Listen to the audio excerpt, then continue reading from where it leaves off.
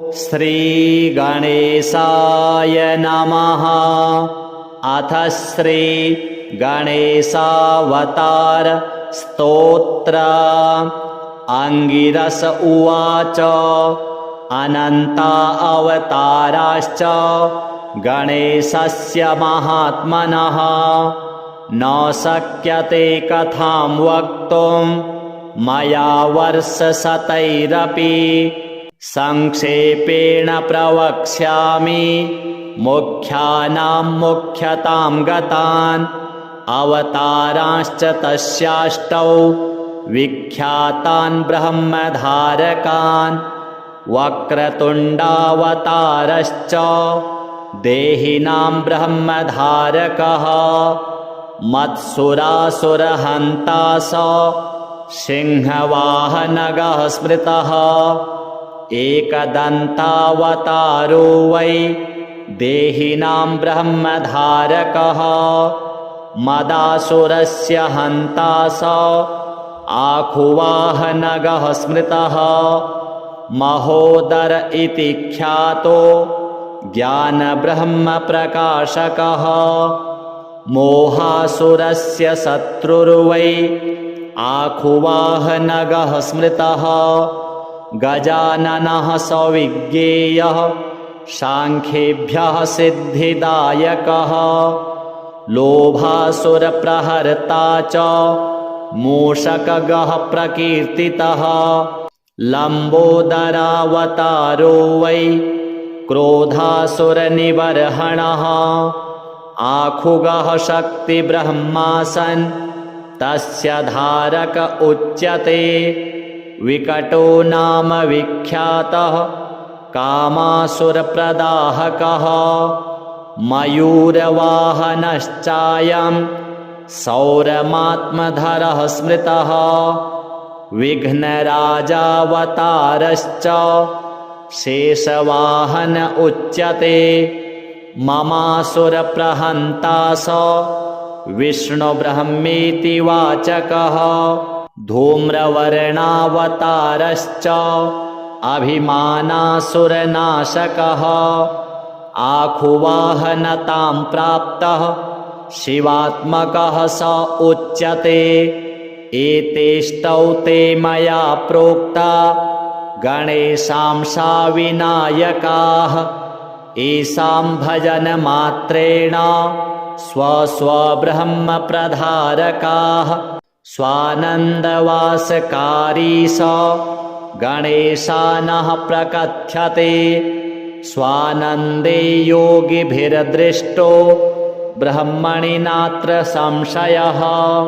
तस्यावताररूपाश्च अष्टौ विघ्नहरणाः स्मृताः।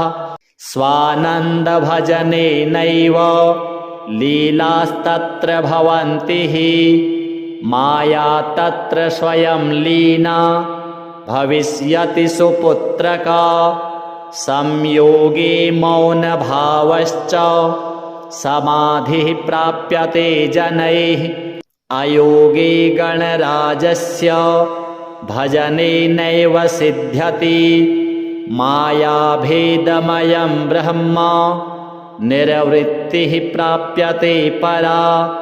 योगात्मकगणेशानो ब्रह्मणस्पतिवाचकः। तत्र शान्तिः समाख्याता योगरूपा जनैः कृता। नानाशान्तिप्रमोदश्च स्थाने स्थाने प्रकथ्यते। शान्तीनां शान्तिरूपा सा योगशान्तिः प्रकीर्तिता। योगस्य योगता दृष्टा सर्वब्रह्मसुपुत्रक। न योगात् परमं ब्रह्म ब्रह्मभूतेन लभ्यते। एतदेव परं गुह्यं कथितं वत्स ते लिखं। भज त्वं सर्वभावेन गणेशं ब्रह्मनायकं। पुत्रपौत्रादिप्रदं स्तोत्रम् इदं शोकविनाशनं। धनधान्यसमृद्ध्या आदिप्रदं भावि न संशयः धर्मार्थकाममोक्षाणां साधनं ब्रह्मदायकं भक्तिदृढकरं चैव भविष्यति न संशयः। श्रीगणेशार्पणमस्तु। अनन्ता अवताराश्च गणेशस्य महात्मनः न शक्यते कथां वक्तुं मया वर्षशतैरपि संक्षेपेण प्रवक्ष्यामि मुख्यानां मुख्यतां गतान् अवतारांश्च तस्याष्टौ विख्यातान् ब्रह्मधारकान् वक्रतुण्डावतारश्च देहिनां ब्रह्मधारकः मत्सुरासुरहन्ता स सिंहवाहनगः स्मृतः एकदन्तावतारो वै देहिनां ब्रह्मधारकः मदासुरस्य हन्ता स आखुवाहनगः स्मृतः महोदर इति ख्यातो ज्ञानब्रह्मप्रकाशकः मोहासुरस्य शत्रुर्वै आखुवाहनगः स्मृतः गजाननः सविज्ञेयः सांख्येभ्यः सिद्धिदायकः लोभासुरप्रहर्ता च मूषकगः प्रकीर्तितः लम्बोदरावतारो वै क्रोधासुरनिबर्हणः आखुगः शक्तिब्रह्मासन् तस्य धारक उच्यते विकटो नाम विख्यातः कामासुरप्रदाहकः मयूरवाहनश्चायं सौरमात्मधरः स्मृतः विघ्नराजावतारश्च शेषवाहन उच्यते ममासुरप्रहन्ता स विष्णुब्रह्मेति वाचकः धूम्रवर्णावतारश्च अभिमानासुरनाशकः आखुवाहनतां प्राप्तः शिवात्मकः स उच्यते एतेष्टौ ते मया प्रोक्ता गणेशांसा विनायकाः येषां भजनमात्रेण स्वस्वब्रह्मप्रधारकाः स्वानन्दवासकारी स गणेशानः प्रकथ्यते स्वानन्दे योगिभिर्दृष्टो ब्रह्मणि नात्र संशयः तस्यावताररूपाश्च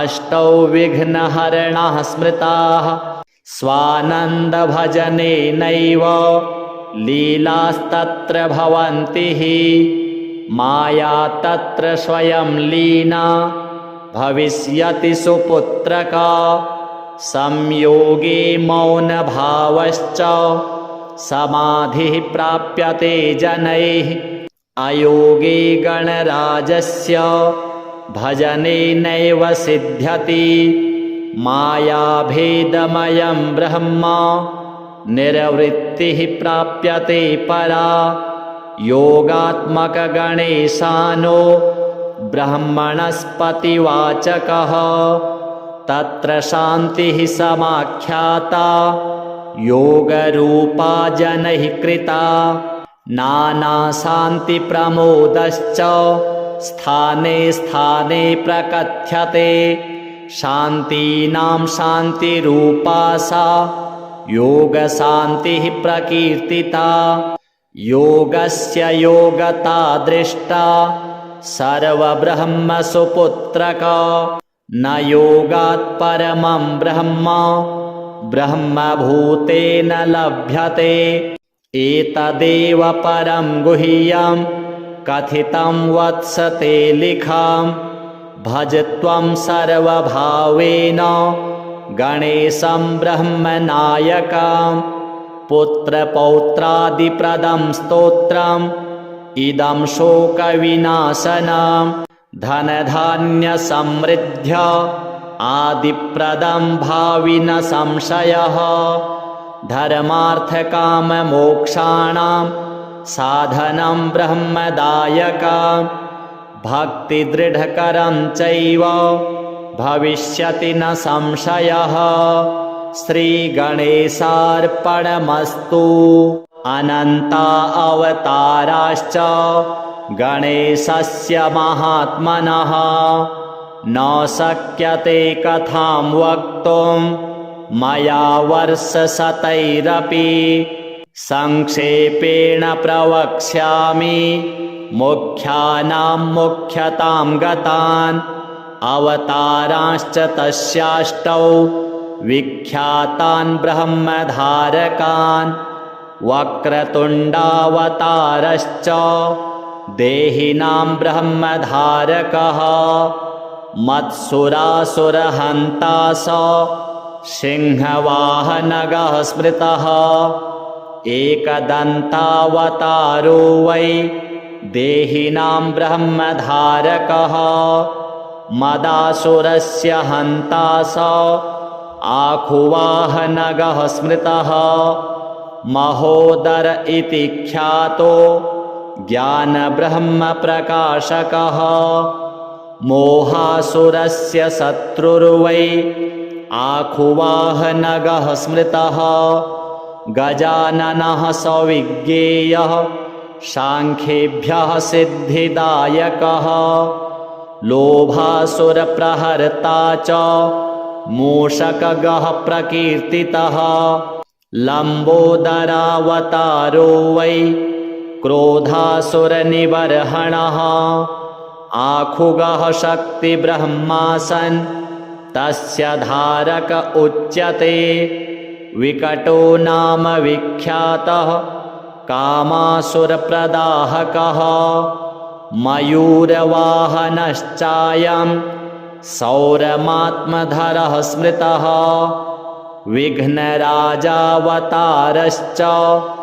शेषवाहन उच्यते ममासुरप्रहन्ता स विष्णुब्रह्मेति वाचकः धूम्रवर्णावतारश्च अभिमानासुरनाशकः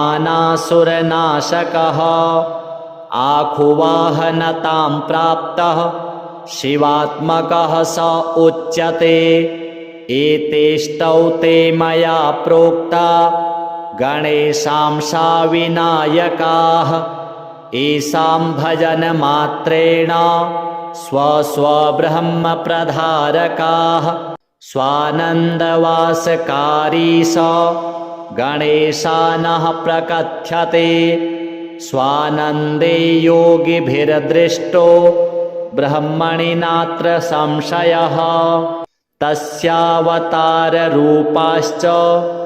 अष्टौ विघ्नहरणाः स्मृताः स्वानन्दभजनेनैव लीलास्तत्र भवन्ति हि माया तत्र स्वयं लीना भविष्यति सुपुत्रका संयोगे मौनभावश्च समाधिः प्राप्यते जनैः अयोगे गणराजस्य भजनेनैव सिद्ध्यति मायाभेदमयं ब्रह्म निर्वृत्तिः प्राप्यते परा योगात्मकगणेशानो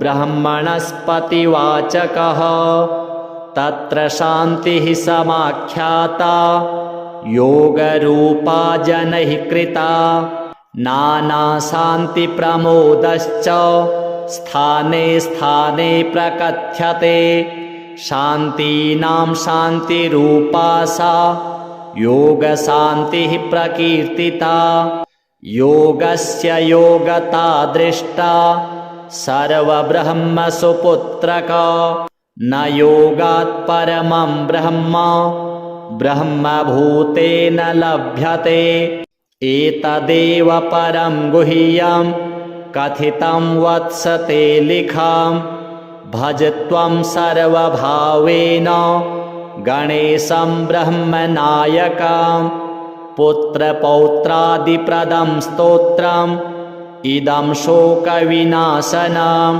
धनधान्यसमृद्ध्य आदिप्रदं भावि न संशयः धर्मार्थकाममोक्षाणां साधनं ब्रह्मदायकं भक्तिदृढकरं चैव भविष्यति न संशयः। श्रीगणेशार्पणमस्तु।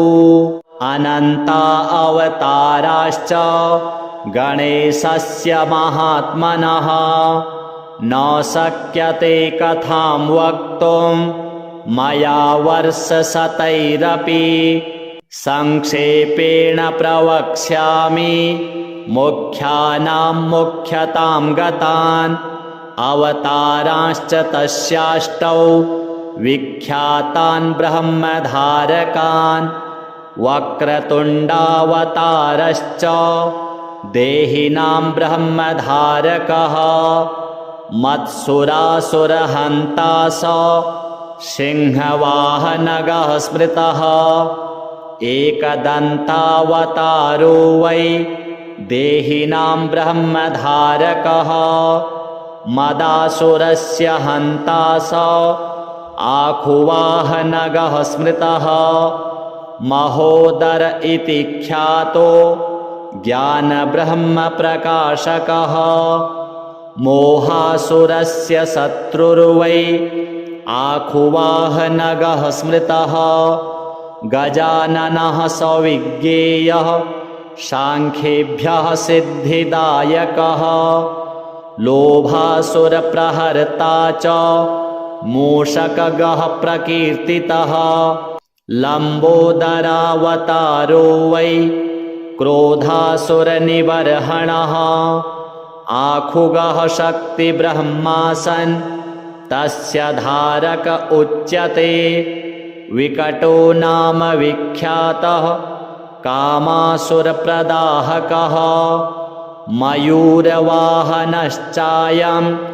सौरमात्मधरः स्मृतः विघ्नराजावतारश्च शेषवाहन उच्यते ममासुरप्रहन्ता स विष्णुब्रह्मेति वाचकः धूम्रवर्णावतारश्च अभिमानासुरनाशकः आखुवाहनतां प्राप्तः शिवात्मकः स उच्यते एतेष्टौ ते मया प्रोक्ता गणेशांसा विनायकाः येषां भजनमात्रेण स्वस्वब्रह्मप्रधारकाः स्वानन्दवासकारी स गणेशानः प्रकथ्यते स्वानन्दे योगिभिर्दृष्टो ब्रह्मणि नात्र संशयः तस्यावताररूपाश्च अष्टौ विघ्नहरणाः स्मृताः स्वानन्दभजनेनैव लीलास्तत्र भवन्ति हि माया तत्र स्वयं लीना भविष्यति सुपुत्रका संयोगे मौनभावश्च समाधिः प्राप्यते जनैः अयोगे गणराजस्य भजनेनैव सिद्ध्यति मायाभेदमयं ब्रह्म निर्वृत्तिः प्राप्यते परा योगात्मकगणेशानो ब्रह्मणस्पतिवाचकः तत्र शान्तिः समाख्याता योगरूपा जनैः कृता नानाशान्तिप्रमोदश्च स्थाने स्थाने प्रकथ्यते शान्तीनां शान्तिरूपा सा योगशान्तिः प्रकीर्तिता योगस्य योगता दृष्टा सर्वब्रह्मसुपुत्रक न योगात् परमं ब्रह्म ब्रह्मभूतेन लभ्यते एतदेव परं गुह्यं कथितं वत्स ते लिखां भज त्वं सर्वभावेन गणेशं ब्रह्मनायकं पुत्रपौत्रादिप्रदं स्तोत्रम् इदं शोकविनाशनं धनधान्यसमृद्ध्य आदिप्रदं भाविन संशयः धर्मार्थकाममोक्षाणां साधनं ब्रह्मदायकं भक्तिदृढकरं चैव भविष्यति न संशयः श्रीगणेशार्पणमस्तु।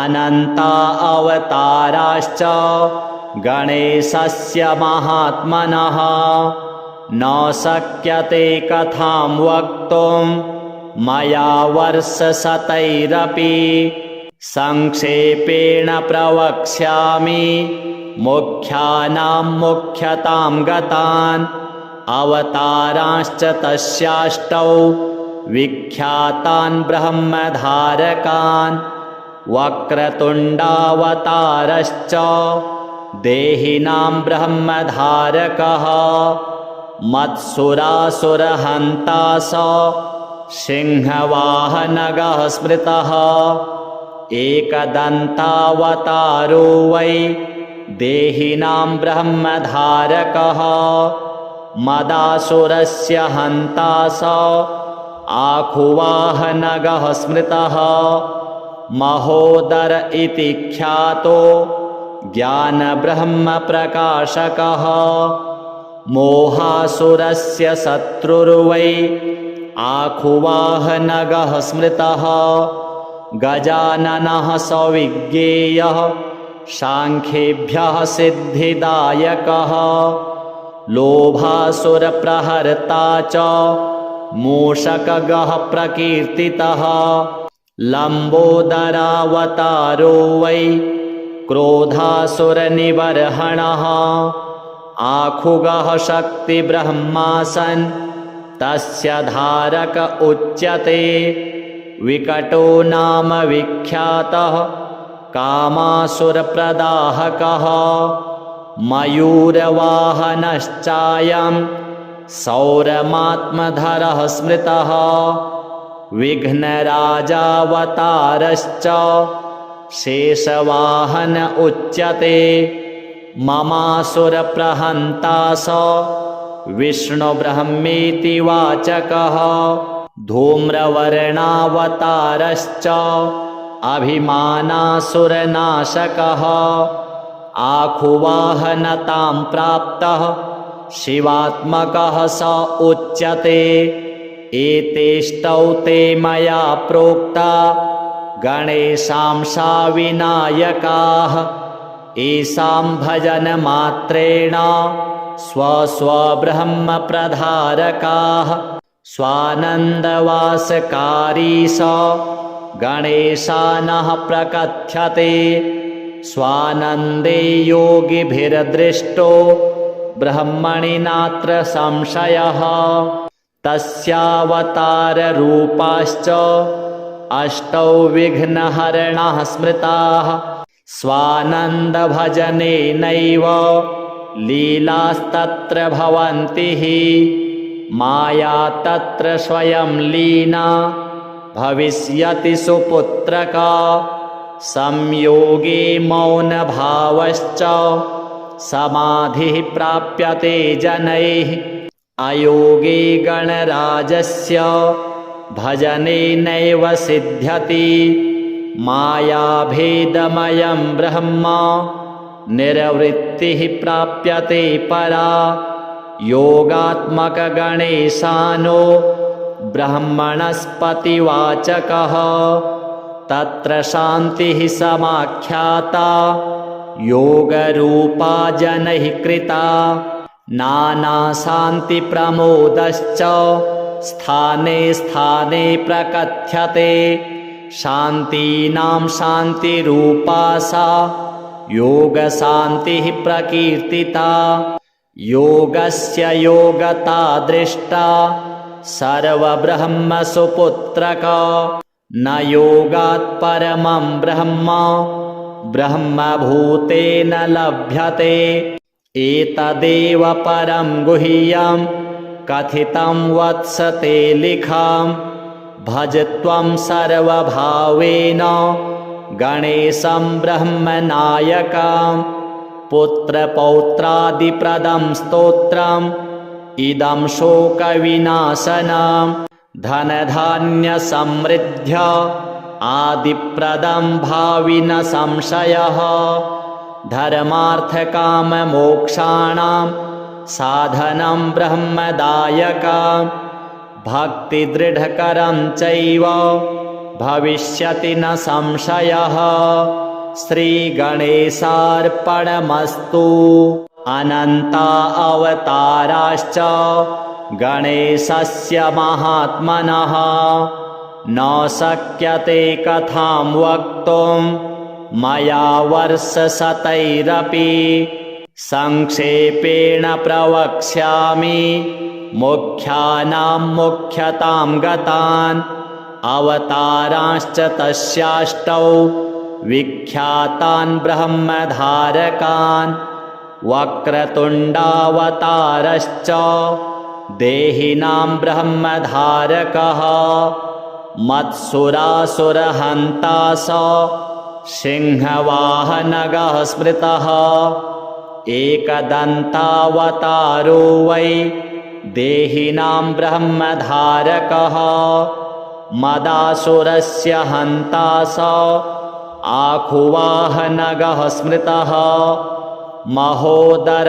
इति ख्यातो ज्ञानब्रह्मप्रकाशकः मोहासुरस्य शत्रुर्वै आखुवाहनगः स्मृतः गजाननः सविज्ञेयः सांख्येभ्यः सिद्धिदायकः लोभासुरप्रहर्ता च मूषकगः प्रकीर्तितः लम्बोदरावतारो वै क्रोधासुरनिबर्हणः आखुगः शक्तिब्रह्मासन् तस्य धारक उच्यते विकटो नाम विख्यातः कामासुरप्रदाहकः मयूरवाहनश्चायं सौरमात्मधरः स्मृतः विघ्नराजावतारश्च शेषवाहन उच्यते ममासुरप्रहन्ता स विष्णुब्रह्मेति वाचकः धूम्रवर्णावतारश्च अभिमानासुरनाशकः आखुवाहनतां प्राप्तः शिवात्मकः स उच्यते एतेष्टौ ते मया प्रोक्ता गणेशांसा विनायकाः येषां भजनमात्रेण स्वस्वब्रह्मप्रधारकाः स्वानन्दवासकारी स गणेशानः प्रकथ्यते स्वानन्दे योगिभिर्दृष्टो ब्रह्मणि नात्र संशयः तस्यावताररूपाश्च अष्टौ विघ्नहरणाः स्मृताः स्वानन्दभजनेनैव लीलास्तत्र भवन्ति हि माया तत्र स्वयं लीना भविष्यति सुपुत्रका संयोगे मौनभावश्च समाधिः प्राप्यते जनैः अयोगे गणराजस्य भजनेनैव सिद्ध्यति मायाभेदमयं ब्रह्म निर्वृत्तिः प्राप्यते परा योगात्मकगणेशानो ब्रह्मणस्पतिवाचकः तत्र शान्तिः समाख्याता योगरूपा जनैः कृता नानाशान्तिप्रमोदश्च स्थाने स्थाने प्रकथ्यते शान्तीनां शान्तिरूपा सा योगशान्तिः प्रकीर्तिता योगस्य योगता दृष्टा सर्वब्रह्मसुपुत्रक न योगात् परमं ब्रह्म ब्रह्मभूतेन लभ्यते एतदेव परं गुह्यं कथितं वत्स ते लिखाम् भज त्वं सर्वभावेन गणेशं ब्रह्मनायकम् पुत्रपौत्रादिप्रदं स्तोत्रम् इदं शोकविनाशनं धनधान्यसमृद्ध्य आदिप्रदं भाविन संशयः धर्मार्थकाममोक्षाणां साधनं ब्रह्मदायकम् भक्तिदृढकरं चैव भविष्यति न संशयः श्रीगणेशार्पणमस्तु।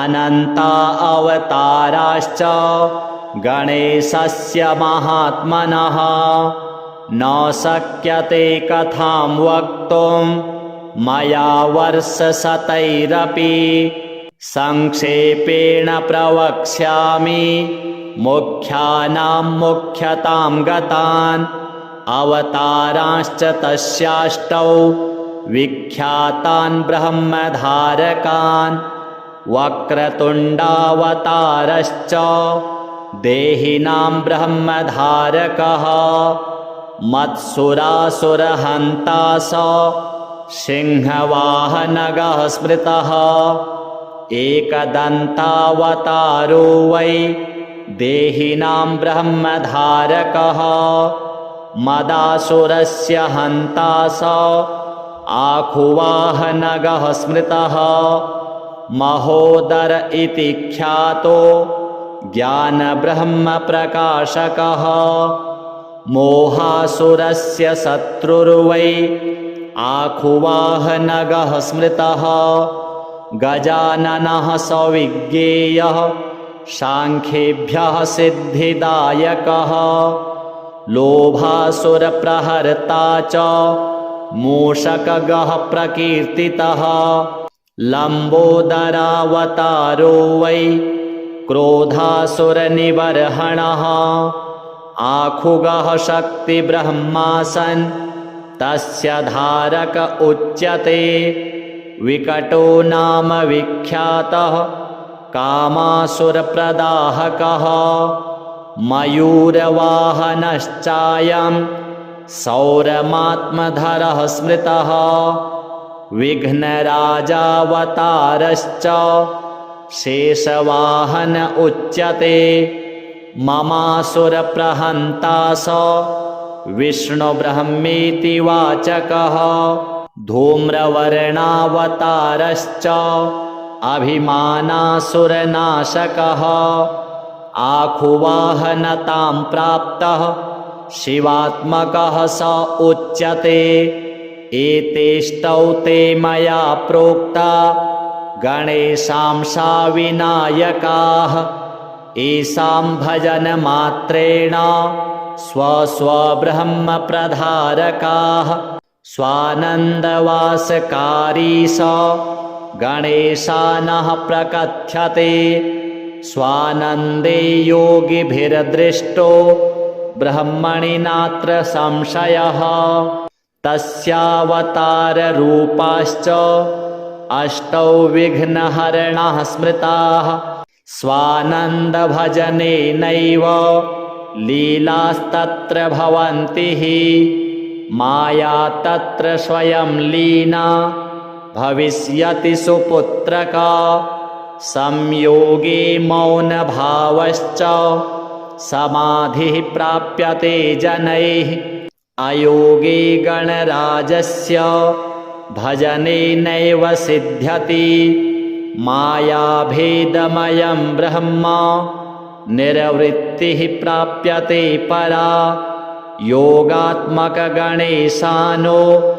ब्रह्मणस्पतिवाचकः तत्र शान्तिः समाख्याता योगरूपा जनैः कृता नानाशान्तिप्रमोदश्च स्थाने स्थाने प्रकथ्यते शान्तीनां शान्तिरूपा सा योगशान्तिः प्रकीर्तिता योगस्य योगता दृष्टा सर्वब्रह्मसुपुत्रक न योगात् परमं ब्रह्म ब्रह्मभूतेन लभ्यते एतदेव परं गुह्यं कथितं वत्स ते लिखं भज त्वं सर्वभावेन गणेशं ब्रह्मनायकं पुत्रपौत्रादिप्रदं स्तोत्रम् इदं शोकविनाशनं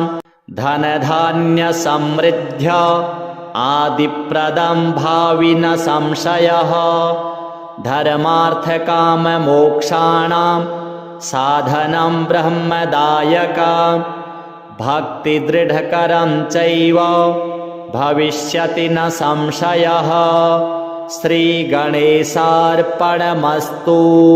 अनन्ता अवताराश्च गणेशस्य महात्मनः न शक्यते कथां वक्तुं मया वर्षशतैरपि संक्षेपेण प्रवक्ष्यामि मुख्यानां मुख्यतां गतान् अवतारांश्च तस्याष्टौ विख्यातान् ब्रह्मधारकान् वक्रतुण्डावतारश्च देहिनां ब्रह्मधारकः मत्सुरासुरहन्ता स सिंहवाहनगः स्मृतः एकदन्तावतारो वै देहिनां ब्रह्मधारकः मदासुरस्य हन्ता स आखुवाहनगः स्मृतः महोदर इति ख्यातो ज्ञानब्रह्मप्रकाशकः मोहासुरस्य शत्रुर्वै आखुवाहनगः स्मृतः गजाननः सविज्ञेयः सांख्येभ्यः सिद्धिदायकः लोभासुरप्रहर्ता च मूषकगः प्रकीर्तितः लम्बोदरावतारो वै क्रोधासुरनिबर्हणः आखुगः शक्तिब्रह्मासन् तस्य धारक उच्यते विकटो नाम विख्यातः कामासुरप्रदाहकः मयूरवाहनश्चायं सौरमात्मधरः स्मृतः विघ्नराजावतारश्च शेषवाहन उच्यते ममासुरप्रहन्ता स विष्णुब्रह्मेति वाचकः धूम्रवर्णावतारश्च अभिमानासुरनाशकः आखुवाहनतां प्राप्तः शिवात्मकः स उच्यते एतेष्टौ ते मया प्रोक्ता गणेशांसा विनायकाः येषां भजनमात्रेण स्वस्वब्रह्मप्रधारकाः स्वानन्दवासकारी स गणेशानः प्रकथ्यते स्वानन्दे योगिभिर्दृष्टो ब्रह्मणि नात्र संशयः तस्यावताररूपाश्च अष्टौ विघ्नहरणाः स्मृताः स्वानन्दभजनेनैव लीलास्तत्र भवन्ति हि माया तत्र स्वयं लीना भविष्यति सुपुत्रका संयोगे मौनभावश्च समाधिः प्राप्यते जनैः अयोगे गणराजस्य भजनेनैव सिद्ध्यति मायाभेदमयं ब्रह्म निर्वृत्तिः प्राप्यते परा योगात्मकगणेशानो ब्रह्मणस्पतिवाचकः तत्र शान्तिः समाख्याता योगरूपा जनैः कृता नानाशान्तिप्रमोदश्च स्थाने स्थाने प्रकथ्यते शान्तीनां शान्तिरूपा सा योगशान्तिः प्रकीर्तिता। योगस्य योगता दृष्टा सर्वब्रह्मसुपुत्रक। न योगात् परमं ब्रह्म ब्रह्मभूतेन लभ्यते। एतदेव परं गुह्यं कथितं वत्स ते लिखाम्। भज त्वं सर्वभावेन गणेशं ब्रह्मनायकम्। पुत्रपौत्रादिप्रदं स्तोत्रम् इदं शोकविनाशनं। धनधान्यसमृद्ध्य आदिप्रदं भावि न संशयः। धर्मार्थकाममोक्षाणां साधनं ब्रह्मदायकम्। भक्तिदृढकरं चैव भविष्यति न संशयः। श्रीगणेशार्पणमस्तु। अनन्ता अवताराश्च गणेशस्य महात्मनः। न शक्यते कथां वक्तुं मया वर्षशतैरपि। संक्षेपेण प्रवक्ष्यामि मुख्यानां मुख्यतां गतान्। अवतारांश्च तस्याष्टौ विख्यातान् ब्रह्मधारकान्। वक्रतुण्डावतारश्च देहिनां ब्रह्मधारकः। मत्सुरासुरहन्ता स सिंहवाहनगः स्मृतः। एकदन्तावतारो वै देहिनां ब्रह्मधारकः। मदासुरस्य हन्ता स आखुवाहनगः स्मृतः। महोदर इति ख्यातो ज्ञानब्रह्मप्रकाशकः। मोहासुरस्य शत्रुर्वै आखुवाहनगः स्मृतः। गजाननः सविज्ञेयः सांख्येभ्यः सिद्धिदायकः।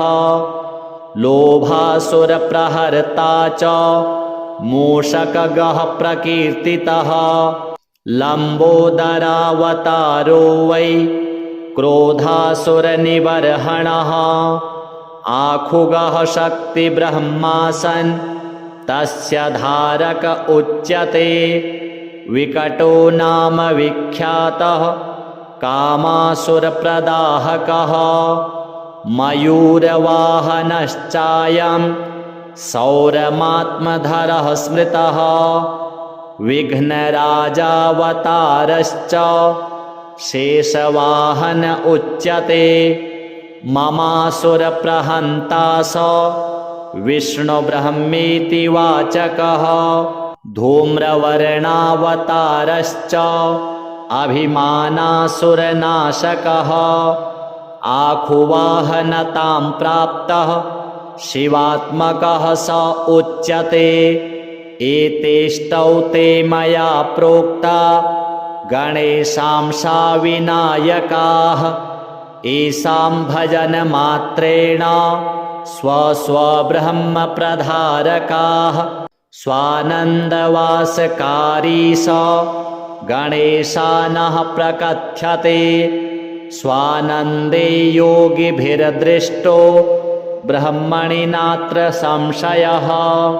तस्यावताररूपाश्च अष्टौ विघ्नहरणाः स्मृताः। स्वानन्दभजनेनैव लीलास्तत्र भवन्ति हि। माया तत्र स्वयं लीना भविष्यति सुपुत्रका। संयोगे मौनभावश्च समाधिः प्राप्यते जनैः। अयोगे गणराजस्य भजनेनैव सिद्ध्यति। मायाभेदमयं ब्रह्म निर्वृत्तिः प्राप्यते परा। योगात्मकगणेशानो ब्रह्मणस्पतिवाचकः। तत्र शान्तिः समाख्याता योगरूपा जनैः कृता। नानाशान्तिप्रमोदश्च स्थाने स्थाने प्रकथ्यते। शान्तीनां शान्तिरूपा सा योगशान्तिः प्रकीर्तिता। योगस्य योगता दृष्टा सर्वब्रह्मसुपुत्रक। न योगात् परमं ब्रह्म ब्रह्मभूतेन लभ्यते। एतदेव परं गुह्यं कथितं वत्स ते लिखाम्। भज त्वं सर्वभावेन गणेशं ब्रह्मनायकम्। पुत्रपौत्रादिप्रदं स्तोत्रम् इदं शोकविनाशनं। धनधान्यसमृद्ध्य आदिप्रदं भावि न संशयः। धर्मार्थकाममोक्षाणां साधनं ब्रह्मदायकम्। भक्तिदृढकरं चैव भविष्यति न संशयः। श्रीगणेशार्पणमस्तु। अनन्ता अवताराश्च गणेशस्य महात्मनः। न शक्यते कथां वक्तुं मया वर्षशतैरपि। संक्षेपेण प्रवक्ष्यामि मुख्यानां मुख्यतां गतान्। अवतारांश्च तस्याष्टौ विख्यातान् ब्रह्मधारकान्। वक्रतुण्डावतारश्च देहिनां ब्रह्मधारकः। मत्सुरासुरहन्ता स सिंहवाहनगः स्मृतः। एकदन्तावतारो वै देहिनां ब्रह्मधारकः। मदासुरस्य हन्ता स आखुवाहनगः स्मृतः। महोदर इति ख्यातो ज्ञानब्रह्मप्रकाशकः। मोहासुरस्य शत्रुर्वै आखुवाहनगः स्मृतः। गजाननः सविज्ञेयः सांख्येभ्यः सिद्धिदायकः। लोभासुरप्रहर्ता च मूषकगः प्रकीर्तितः। लम्बोदरावतारो वै क्रोधासुरनिबर्हणः। आखुगः शक्तिब्रह्मासन् तस्य धारक उच्यते। विकटो नाम विख्यातः कामासुरप्रदाहकः। मयूरवाहनश्चायं सौरमात्मधरः स्मृतः। विघ्नराजावतारश्च शेषवाहन उच्यते। ममासुरप्रहन्ता स विष्णुब्रह्मेति वाचकः। धूम्रवर्णावतारश्च अभिमानासुरनाशकः। आखुवाहनतां प्राप्तः शिवात्मकः स उच्यते। एतेष्टौ ते मया प्रोक्ता गणेशांसा विनायकाः। येषां भजनमात्रेण स्वस्वब्रह्मप्रधारकाः। स्वानन्दवासकारी स गणेशानः प्रकथ्यते। स्वानन्दे योगिभिर्दृष्टो ब्रह्मणि नात्र संशयः। तस्यावताररूपाश्च अष्टौ विघ्नहरणाः स्मृताः। स्वानन्दभजनेनैव लीलास्तत्र भवन्ति हि। माया तत्र स्वयं लीना भविष्यति सुपुत्रका। संयोगे मौनभावश्च समाधिः प्राप्यते जनैः। अयोगे गणराजस्य भजनेनैव सिद्ध्यति। मायाभेदमयं ब्रह्म निर्वृत्तिः प्राप्यते परा। योगात्मकगणेशानो ब्रह्मणस्पतिवाचकः। तत्र शान्तिः समाख्याता योगरूपा जनैः कृता। नानाशान्तिप्रमोदश्च स्थाने स्थाने प्रकथ्यते। शान्तीनां शान्तिरूपा सा योगशान्तिः प्रकीर्तिता। योगस्य योगता दृष्टा सर्वब्रह्मसुपुत्रक। न योगात् परमं ब्रह्म ब्रह्मभूतेन लभ्यते। एतदेव परं गुह्यं कथितं वत्स ते लिखं। भज त्वं सर्वभावेन गणेशं ब्रह्मनायकं। पुत्रपौत्रादिप्रदं स्तोत्रम् इदं शोकविनाशनं। धनधान्यसमृद्ध्य आदिप्रदं भावि न संशयः। धर्मार्थकाममोक्षाणां साधनं ब्रह्मदायकं। भक्तिदृढकरं चैव भविष्यति न संशयः। श्रीगणेशार्पणमस्तु। अनन्ता अवताराश्च गणेशस्य महात्मनः।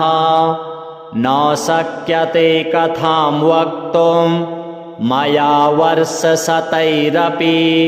संक्षेपेण प्रवक्ष्यामि मुख्यानां मुख्यतां गतान्। अवतारांश्च तस्याष्टौ विख्यातान् ब्रह्मधारकान्। वक्रतुण्डावतारश्च देहिनां ब्रह्मधारकः। मत्सुरासुरहन्ता स सिंहवाहनगः स्मृतः। एकदन्तावतारो वै देहिनां ब्रह्मधारकः। मदासुरस्य हन्ता स आखुवाहनगः स्मृतः।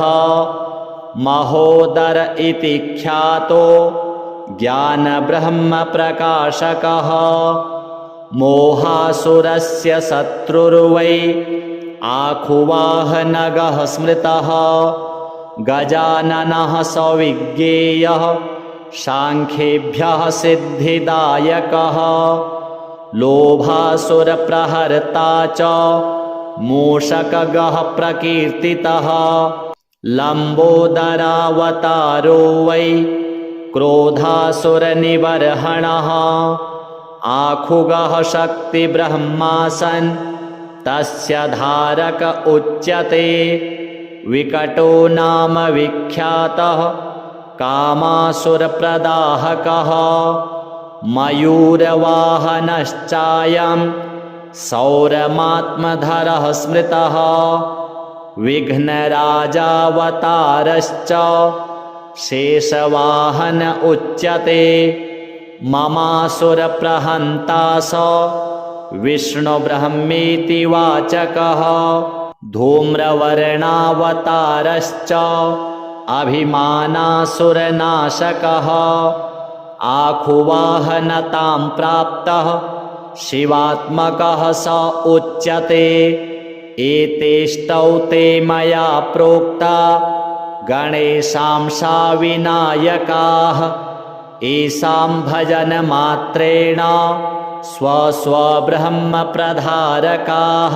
स्वानन्दवासकारी स गणेशानः प्रकथ्यते। स्वानन्दे योगिभिर्दृष्टो ब्रह्मणि नात्र संशयः। तस्यावताररूपाश्च अष्टौ विघ्नहरणाः स्मृताः। स्वानन्दभजनेनैव लीलास्तत्र भवन्ति हि। माया तत्र स्वयं लीना भविष्यति सुपुत्रका। संयोगे मौनभावश्च समाधिः प्राप्यते जनैः। अयोगे गणराजस्य भजनेनैव सिद्ध्यति। मायाभेदमयं ब्रह्म निर्वृत्तिः प्राप्यते परा। योगात्मकगणेशानो ब्रह्मणस्पतिवाचकः तत्र शान्तिः समाख्याता योगरूपा जनैः कृता नानाशान्तिप्रमोदश्च स्थाने स्थाने प्रकथ्यते शान्तीनां शान्तिरूपा सा योगशान्तिः प्रकीर्तिता योगस्य योगता दृष्टा सर्वब्रह्मसुपुत्रक न योगात् परमं ब्रह्म ब्रह्मभूतेन लभ्यते एतदेव परं गुह्यं कथितं वत्स ते लिखां भज त्वं सर्वभावेन गणेशं ब्रह्मनायकं पुत्रपौत्रादिप्रदं स्तोत्रम् इदं शोकविनाशनं